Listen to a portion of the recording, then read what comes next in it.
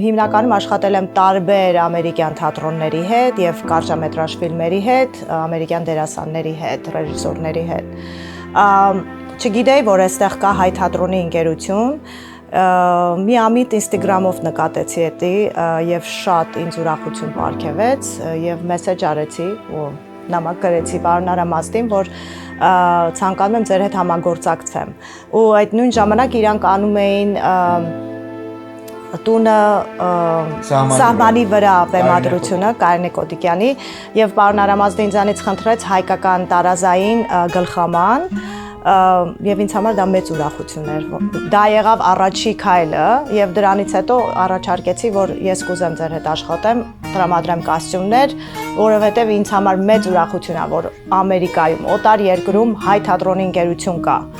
Այսինքն ես փնտրում էի այդ հայկական միջավայրը, այդ հայկական մշակույթի կենտրոնները, այդ հայկական թատրոնը, հայկական դերասաններ, ես փնտրում էի, որ իրանց հետ աշխատեի, քանի որ չգիտեմ ինչի օտարացած զգում էի ինձ ոնց որ մենակ, որ ասենք միակ հայն էի այդ որտեղ որ ես աշխատում էի։